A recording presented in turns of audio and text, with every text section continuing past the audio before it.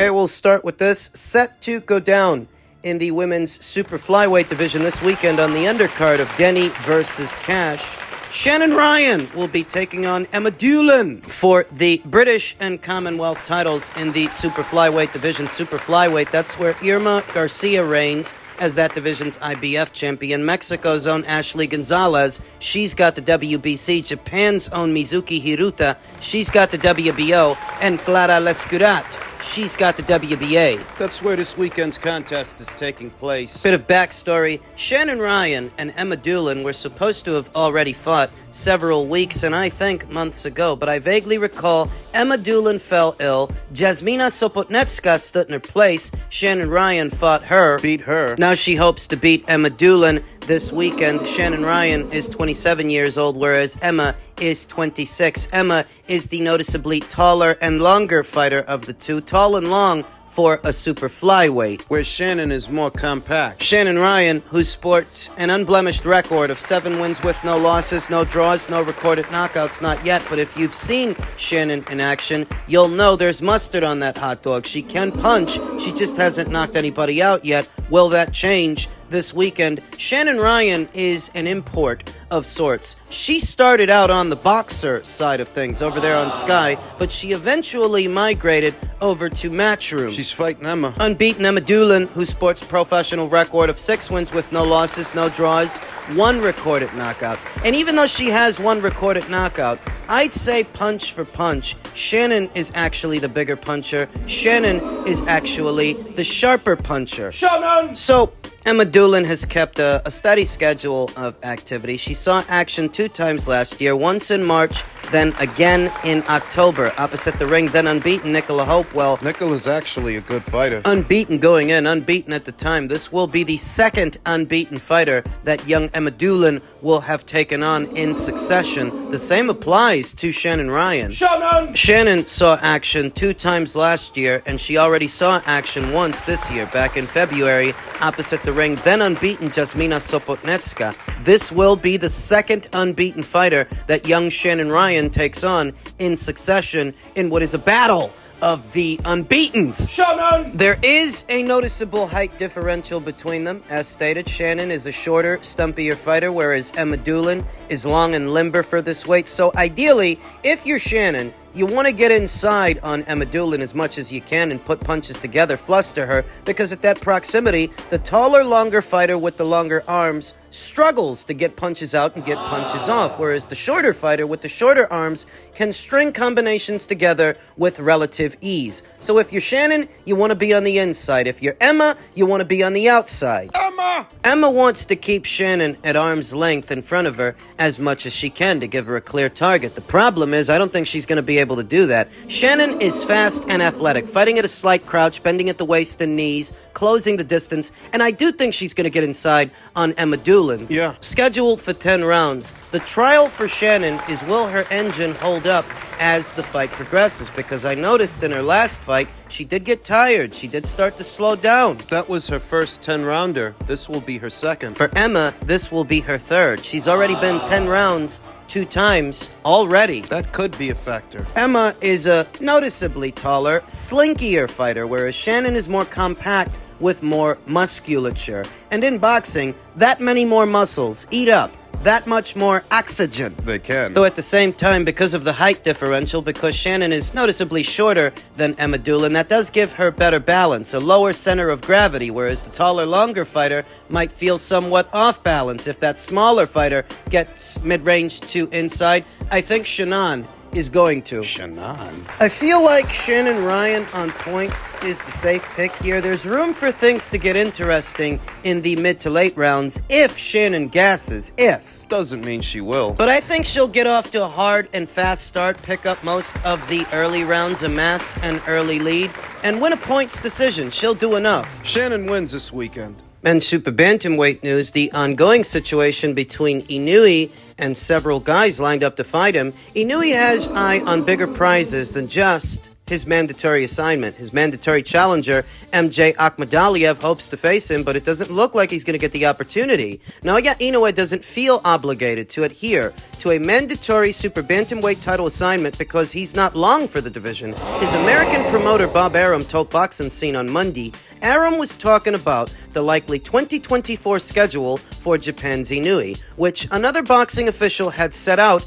in a discussion with Boxing Scene. Instead of fighting his next-in-line mandatory WBA #1 contender and former 122-pound unified champion MJ Akhmadaliev, Inoue prefers to fight another WBA top 5 contender, veteran TJ Doheny, who has won his last 3 bouts in Japan, with September 9th being their tentative date. I'm a huge fan of Inoue, and I have been for years. So let's get it straight, that I'm not taking shots at him, but you're not going to convince me that TJ Doheny makes for a better fight than MJ Akhmadaliev. Maybe a bigger fight, but not a better one. Doheny has become a big draw over there, and that matters. Look at what Luis Neri did as the bad boy, following a positive PED test, helping to sell out the Tokyo Dome. Worst comes to worst, Inoue loses the WBA title, and that's who cares anyway? Because the plan is for Inoue to fight at 122 this year and then move up to 126 next year. They want to get Inoue out there in September against TJ, then one more time before the year is out against Sam Goodman. No MJ. It would seem that Inoue's handlers, Top Rank included, have a 2-fight plan for what remains of this year for Inoue, and they're not going to let a matchroom fighter get in the way of those plans. There was some confusion about which of the 4 sanctioning body mandatories was first in line for the undisputed champion Inoue when Australia's Goodman was there to personally greet Inoue in the ring following his knockout win over Neri May 6th at the Tokyo Dome last week. The WBA clarified the matter by ordering Akhmadaliev and Inoue to negotiate a bout by mid-July, with a fight date before September 25th, prompting Akhmadaliev manager Vadim Kornilov to suggest the bout was perfectly situated to fall on Turki Al-Sheikh's Saudi Arabia-backed Wembley Stadium card headlined by former heavyweight champion Anthony Joshua, and we can now see Inoue's not fighting on that show, and he's not fighting Akhmadaliev. They want to get him back out in Japan. Inoue's Japanese promoters had no intention of placing him on the September card in London, and the Goodman fight could also land in Japan, a boxing official said. Arum also criticized the name value of Akhmadaliev. I guess another opponent with 4 losses on Inoue's record makes more sense. Kornilov responded to Boxing Scene by text on Friday. It's not about mandatories, it's about fighting the best. Inoue should be fighting Akhmadaliev and guys like him, as he wants to be remembered as the greatest. Mixed feelings. The MJ Akhmadaliev fight, to me, makes for a better fight than a Sam Goodman fight, than a TJ Doheny fight. And there's certainly a precedent for it because he's just as much Inoue's mandatory as Sam Goodman is Inoue's mandatory. So if you have time for Sam, why don't you have time for him? Maybe they don't want to have to deal with Matchroom. As an unbeaten 4-division champion currently competing against undisputed heavyweight champion Alexander Usyk and fellow double undisputed champion Terence Crawford, as boxing's pound-for-pound kings, Inoue is positioned to seek his greatness as a 5-division champion, Arum said. That's why all these featherweight title fights coming up are so important. Arum said, pointing to his title holder, Rafael Espinosa's WBO featherweight title defense this Friday against Mexican countryman Sergio Chirino Sanchez in Vegas. And Top Ranks just announced IBF featherweight title defense for Luis Alberto Lopez versus Angelo Leo on August 10th in Albuquerque, New Mexico. That's why I'm not losing my mind over this. The plan they have for Inoue going into the following year seems a more dangerous and perilous plan than just facing MJ Akhmadaliev at 122. If and when he moves up to 126, the guys are going to get bigger. The fights are going to get harder. With that in mind, I'm not going to all of a sudden accuse Inoue of ducking a guy, just ducking a guy because he's so scared, because he's so afraid. Put simply, I think he would knock MJ out. Oh, you're just saying that because you like him. I'm saying that because all the evidence is to the contrary. He fought the best at 118. He fought the best at 122. I understand that MJ is a part of that picture, but there is an even bigger picture. Then why isn't MJ a part of it? I get the distinct impression that they entered talks for the TJ Doheny fight in September before the WBA's order came down. And they don't want to have to start a new set of talks for a new mandatory, least of all a matchroom fighter. That's what I think it is. That doesn't make it right. And I would prefer to see Inoue fight MJ Akhmadaliev and not a 37-year-old journeyman in TJ Doheny. God bless him, but I don't have any illusions about what's going to happen in that fight. Inoue's going to smoke him. But I think he would smoke MJ too. They have a schedule, a set schedule, and it involves TJ Doheny, Sam Goodman, then moving up to featherweight next year. And I don't think if Inoue were a risk-averse fighter, he'd be moving up to featherweight. It's not going to get easier to win fights up there. But that's where they're going. So when a fighter has a track record like an Inoue, it's a little hard to jump to the conclusion that he's so scared of MJ Akhmadaliev. He's so terrified. What, he's scared of MJ, but he wasn't scared of the guy who beat MJ, Marlon Tapales? Did you forget that? He's scared of MJ, but he's not scared to go to 126? Come on. This is politics, if it's anything. That doesn't mean I like it, but I do think that's what it is. And this has left Inoue open to some criticism, which is unusual because he's not a fighter that gives you anything to complain about. The short answer: everybody can't get what they want when they want it. And as much as I would like to see Inoue versus Akhmadaliev and would prefer to see it, it doesn't look like that's going to happen. But I hardly think it's because Inoue's scared of him.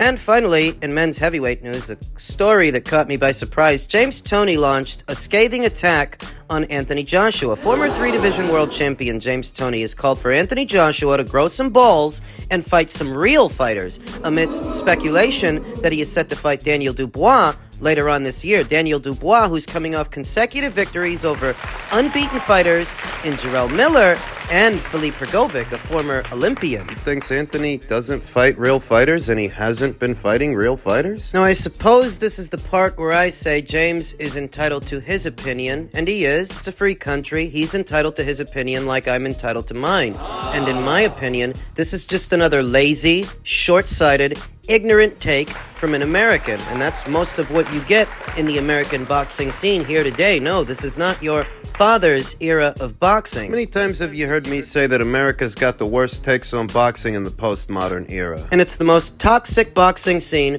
with the toughest critics. See, the critics have always been tough here in America. They always have been. But in previous eras, because all the money in the sport was centered around the United States, this was the biggest stage for boxing. It was worth it then, enduring that criticism. It isn't worth it now, trying to appease these people. You say that Anthony needs to grow some balls and fight some real fighters. What, Daniel Dubois is not a real fighter, even when he beats unbeaten Jarrell Miller and an unbeaten Olympian in Filip Prgovic. Stops him. He's not a real fighter. What, was Francis Ngannou all of a sudden not a real fighter? I remember everybody singing his praises after the Tyson Fury fight for how well he did and managing to drop the then unbeaten WBC heavyweight champion. He's not a real fighter? Otto Wallin. We all know what he did to Tyson Fury. He sliced up his face, gave him a hard time, forced Tyson Fury to adjust. He did. Anthony beat him easy. He's not a real fighter? Tyson Fury couldn't knock him out. Anthony Joshua did. He's not a real fighter. See, for you to arrive at the conclusion that Anthony needs to grow a pair,